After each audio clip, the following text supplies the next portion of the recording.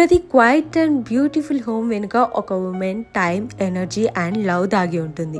She does everything for the family. ప్రతిరోజు same work, same routine, but we did this with a lot of responsibility, love and care.